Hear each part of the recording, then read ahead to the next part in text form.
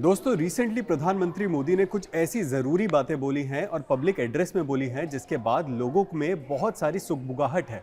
बहुत सारी कंट्रोवर्सीज भी हो रही हैं कि आखिर प्रधानमंत्री ने ऐसा अलार्म क्यों रेज किया है। कुछ ऐसी बातें जैसे कि वर्क फ्रॉम होम करना, जैसे कि गोल्ड ना खरीदना, कम खरीदना और ईवी व्हीकल का उपयोग करना। तो ये सारी बातें हमने आपके पीछे लिखी हुई हैं, लेकिन साथ के साथ ये बातें आखिर क्यों बोली गई हैं। जब प्रधानमंत्री इतने बड़े पटल पर हैदराबाद में जाकर एक स्पीच देते हैं और बोलते हैं कि पब्लिक को कुछ ऐसे रूल्स फॉलो करने हैं जो हमने शायद कोरोना काल में फॉलो किए थे, तो इसका महत्व कितना है, कितनी इंपॉर्टेंट बात है ये, इस सब को हम बताने के लिए आज मैं अभिषेक आपके साथ हूँ। हमारे साथ विशाल है। विशाल, आखिर प्रधानमंत्री कहाँ गए थे और क्या स्पीच थी, आप उसके बारे में? बिल्कुल, सबसे पहले तो अभिषेक, अभी देश में चुनावों का दौर चल रहा था और चुनाव के ठीक बाद प्रधानमंत्री कर्नाटक जाते हैं, हैदराबाद जाते हैं और वहाँ पे वो कुछ ऐसी बातें बोलते हैं जो अब देखिए, प्रधानमंत्री यूजुअली कुछ भी बोलते हैं तो उस पर चर्चा होती है, लेकिन इस बार चर्चा नहीं हो रही। इस बार उस पर शोध किया जा रहा है, उस पर अध्ययन किया जा रहा है, भैया ये बातें क्यों कही गई। ऑब्वियस सी बात है, जब प्रधानमंत्री ने अपनी स्पीच की शुरुआत करी तो उन्होंने बोला वेस्ट एशिया में जो कॉन्फ्लिक्ट चल रहा है उसके चलते हुए हमें कुछ चीज़ों का ध्यान रखना पड़ेगा। वो कौन सी चीज़ें हैं, सबसे पहले दर्शकों को वो बताते हैं। जी देखिए, सबसे पहले तो बताते हैं कि पीएम मोदी ने जनता से क्या अपील की। उन्होंने लोगों से कहा है कि पेट्रोल और डीजल का कम उपयोग करें, जो कि लगातार जब से वेस्ट एशिया कॉन्फ्लिक्ट शुरुआत हुई है उसके बाद से इस चीज़ पर बादल मंडरा रहे थे कि भैया पेट्रोल महंगा हो सकता है। हालांकि अभी तक सरकार की तरफ से ऑफिशियली कुछ नहीं आया है, लेकिन मोदी जी ने कह दिया है कि पेट्रोल और डीजल का कम उपयोग करें। इस बात को लेकर विशाल बस एक चीज ऐड करना चाहूंगा। आप सभी को पता है कि ईरान और यूएस के बीच में युद्ध छिड़ा हुआ है, कहीं हालांकि सीज फायर है, लेकिन स्ट्रेट ऑफ हॉर्मुज से अभी भी बहुत सारा शिपमेंट वेट कर रहा है, रुका हुआ है, लाइंड अप है। तो उसकी वजह से पेट्रोल के जो क्रूड ऑयल के जो प्राइसेस है वो बढ़े हुए, तो जाहिर सी बात है पेट्रोल के प्राइसेस भी बढ़े हुए हैं।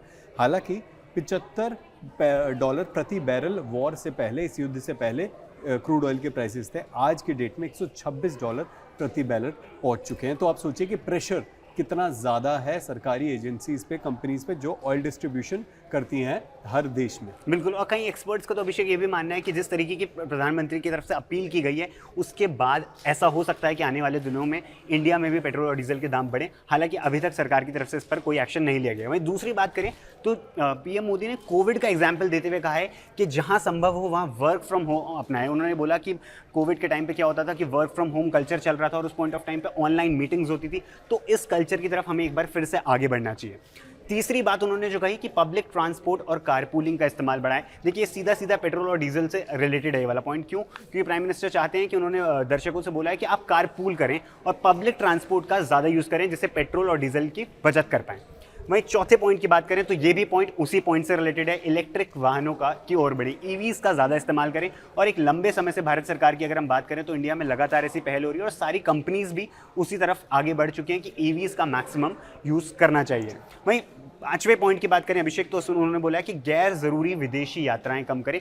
एक ये बहुत बड़ा पॉइंट है सोशल मीडिया पे। देखिए, ट्रैवलिंग अपने आप में एक बहुत बड़ा एक समझ लीजिए यंगस्टर्स के बीच में, जेनजी के बीच में ट्रैवलिंग एक सबसे बड़ा ट्रेंड है। एवरीबडी वांट्स टू ट्रैवल और सब लोगों को दूसरी कंट्रीज़ जाना पसंद है, और जिस तरीके का आजकल माहौल है तो उस पॉइंट ऑफ टाइम पे प्रधानमंत्री ने, ऐसा नहीं है कि ये बहुत लंबे समय तक के लिए कहा है, उन्होंने बोला अगले 1 साल तक ट्रैवलिंग अवॉइड करें। इसके बारे में हम आगे डिटेल में बात करेंगे, लेकिन हम बताते हैं और क्या क्या बातें गई।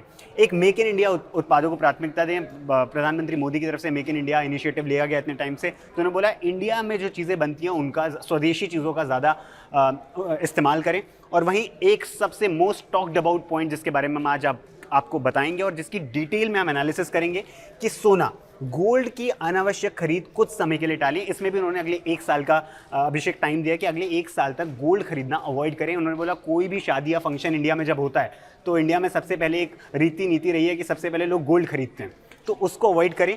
क्यों करें अवॉइड, उसको आज हम लेकर आए हैं, आपके सामने बताएंगे। और लास्ट चीज़ जो उन्होंने बोली है, ऊर्जा और विदेशी मुद्रा बचाने में सहयोग करें।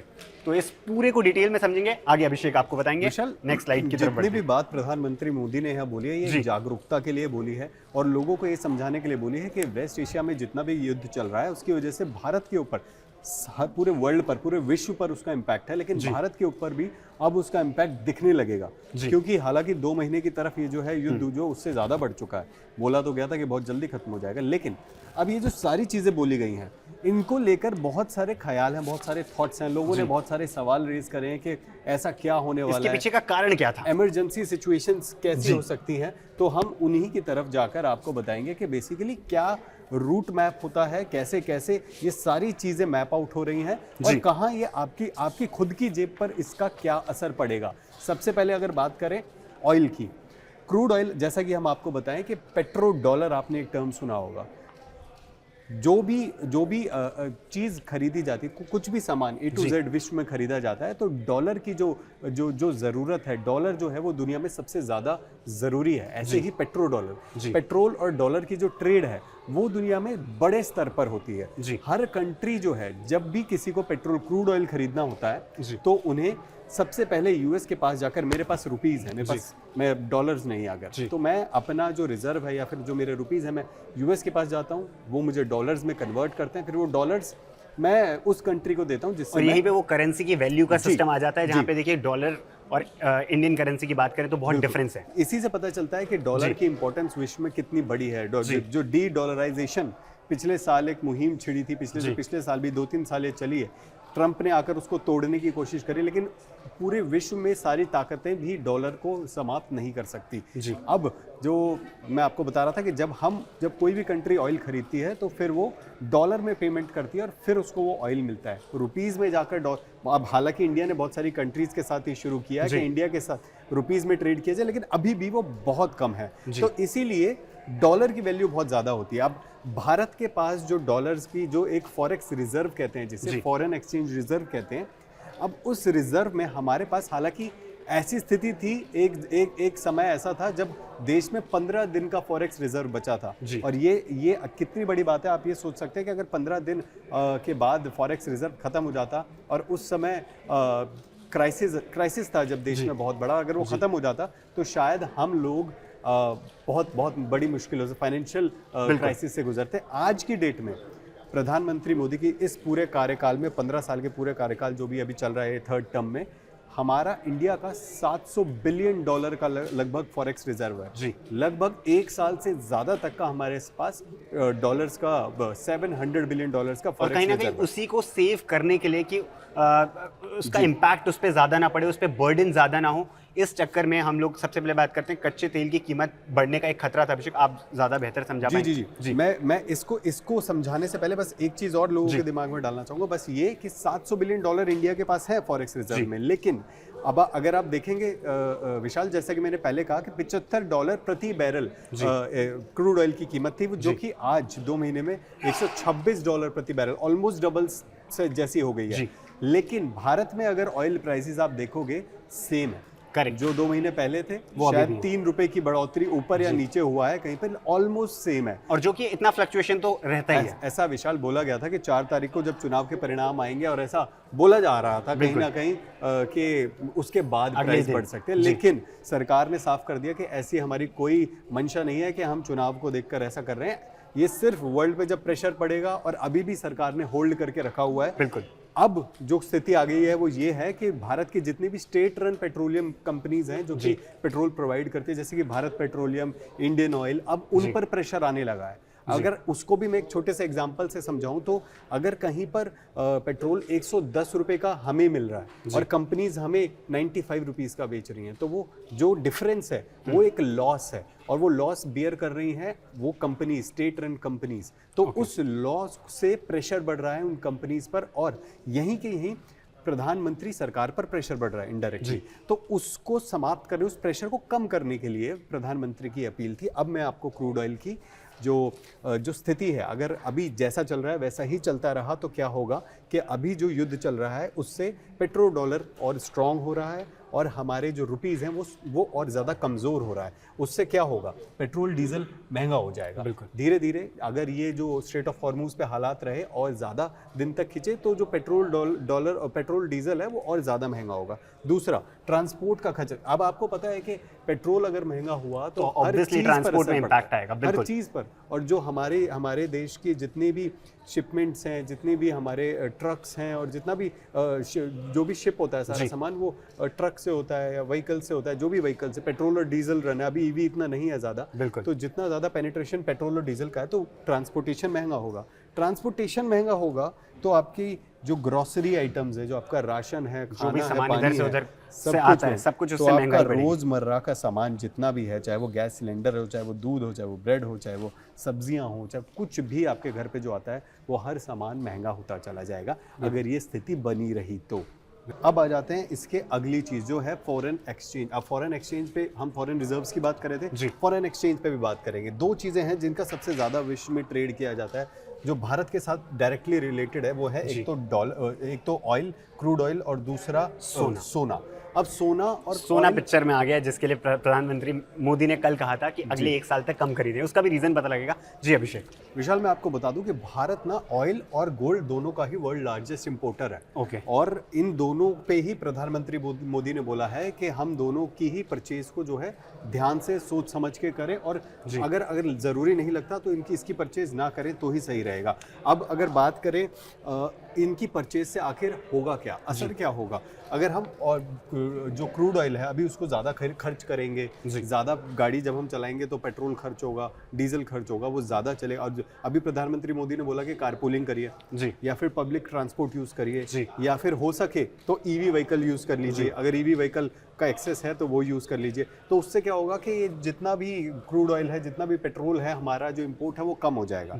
अब इंपोर्ट कम होगा तो हमारा जितना भी फॉरेक्स रिजर्व है उस पर दबाव जो है वो कम पड़ेगा। अभी क्या हो रहा है, अभी दबाव बहुत ज़्यादा है। बिल्कुल। अब मैं आपको बताऊं कि हमारा लगभग इंडियन ऑयल, भारत पेट्रोलियम लगभग 1600 से 1700 करोड़ के लॉसेस झेल रहा है ड्यूरिंग दिस वॉर सेशन। अब ये 1600 से 1700 करोड़ के जो लॉसेस हैं, ये प्रेशर डाल रहे हैं सरकार के फॉरेक्स रिजर्व पर। अब दूसरा है सोने का आयात। सोना भी एक ऐसी एंटिटी है जो कि नॉन एसेंशियल एंटिटी में आता है, लेकिन भारत के कहते हैं कि भारत के इमोशन से जुड़ा हुआ। जैसा कि आपने बताया कि शादियों में सबसे ज्यादा जो है सोना खरीदा जाता है, इन्वेस्टमेंट के लोग, और एक सेफ इन्वेस्टमेंट माना जाता है सोने को, कि ऑब्वियसली आप प्रेफर करते हो कि गोल्ड अभी खरीद के रखेंगे तो आगे जाके हम मतलब ऑब्वियसली उसकी वैल्यू बढ़ेगी। जी, लेकिन मैं आपको बता दूं आज की डेट में जो सोने का प्राइस है वो बहुत ज्यादा बढ़ चुका है, मतलब 1.5 लाख क्रॉस कर चुका है। उसके बाद से भारत में अभी भी जो सोने की इन्वेस्टमेंट है वो उतना ही है। सोने की इन्वेस्टमेंट कम नहीं हुई है। तो अब आप सोने के जो फॉर्म्स है वो 3 फॉर्म्स में आ जाता है। तो ज्वेलरी के फॉर्म में हम खरीदते हैं,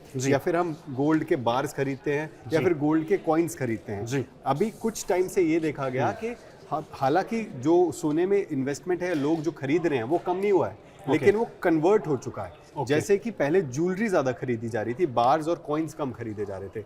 अब लोग बार्स और कॉइन्स ज्यादा खरीद के ज्वेलरी कम खरीद रहे हैं। तो प्रधानमंत्री मोदी का कहना यह है कि नॉन एसेंशियल गोल्ड आइटम जो है आप उसकी खरीद को कम करिए, क्योंकि जब हम गोल्ड खरीदते हैं तो हम निर्यात करते हैं, हम खरीदते हैं तो जब आयात करते हैं, तो जब ये आता है हमारे पास तो हमें सरकार को जिस भी कंट्री से आ रहा है उसको अपने फॉरेक्स रिजर्व में से डॉलर्स देने पड़ते हैं। और जब वो डॉलर्स दिए जाते हैं तो हमारे डॉलर्स जब कम होते हैं तो रिजर्व पे दबाव पड़ता है। इन दोनों ही एंटिटीज को लेकर सरकार ने साफ साफ बोला है कि आप ये कम करिए, जिससे कि जो फॉरेक्स रिजर्व है उस पर जो दबाव है वो कम हो। अब वो जब दबाव कम होगा तो हमारे जो रिजर्व्स हैं वो ज़्यादा दिन तक, अगर कोई ऐसी सिचुएशन आती है कि हम अपने फॉरेक्स रिजर्व को बढ़ा नहीं पाते हैं तो उससे ज़्यादा दिन तक वो जब बढ़ा नहीं पाते तो उस समय से शुरू हो जाएगा कि हम अपने फॉरेक्स रिजर्व पे डिपेंडेंट है।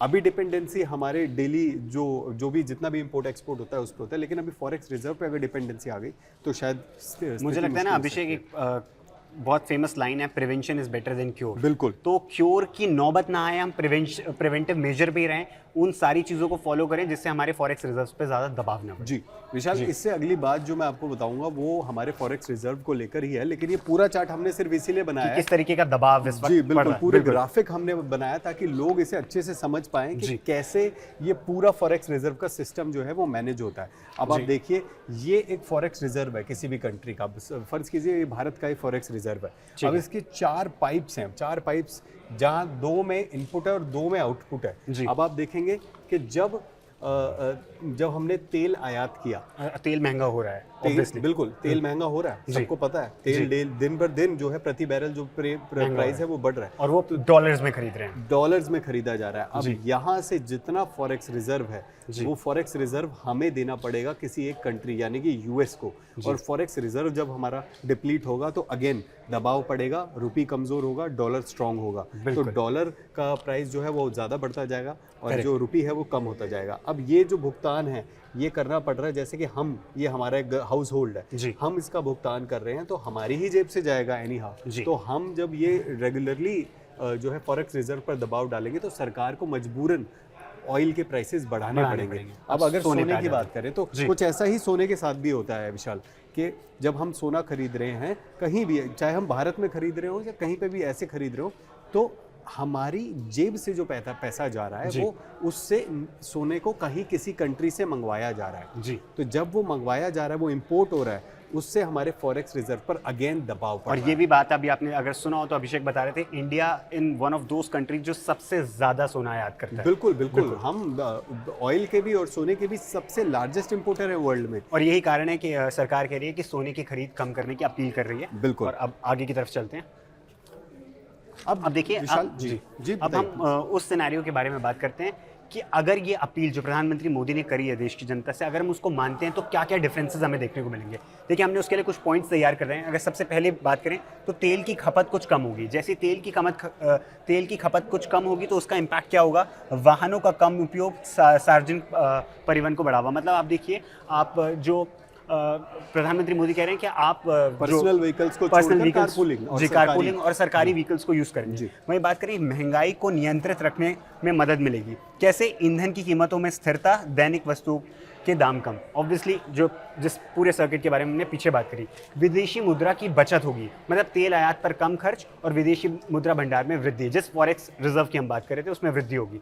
वही बात करें, रुपये पर दबाव कम होगा, मतलब भारतीय रुपये की विनिमय दर में मजबूती आएगी और वैश्विक बाजार में स्थिरता आएगी। तो ये तमाम वैसे पॉइंट्स हैं कि अगर प्रधानमंत्री मोदी की अपील को अगर हम मानते हैं तो ये तमाम चेंजेस हमें देखने को मिलेंगे। जी विशाल, अब अगर एक जो क्लियर बात है वो हम लोगों को सोने के बारे में बताना चाहते हैं कि आखिर सरकार सोने को लेकर इतना स्पेसिफिक क्यों है। क्योंकि सोना जैसे कि भारत के इमोशन से जुड़ा हुआ है कि शादियों में हमें खरीदना होता है, इन्वेस्टमेंट के लिए खरीदना होता है। अब लोग सोचेंगे कि यार प्रधानमंत्री बोल रहे हैं कि सोना ना खरीदे तो इन्वेस्टमेंट कैसे की जाएगी। बिल्कुल, इन्वेस्टमेंट, और विशाल उसका असर भी है क्योंकि जैसे ही प्रधानमंत्री ने सारी बातें बोली, मार्केट्स ने अगले ही दिन एक डिप शो किया जी। तो मार्केट्स ने तुरंत रिएक्ट किया। अब होता क्या है कि संकट के समय लोग सोचते हैं कि हम सोना खरीद लेते हैं तो सोने में क्या है कि तुरंत हम जो है पैसे देकर और पैसे ले सकते हैं। अगर आप इस पूरी ट्रांजिशन को समझें तो जैसे भी कोई क्राइसिस की सिचुएशन आती है तो सबसे पहले स्टॉक मार्केट्स डाउन होते हैं, तो लोग क्या करते हैं, शेयर बाजार से पैसा निकालते हैं और सीधा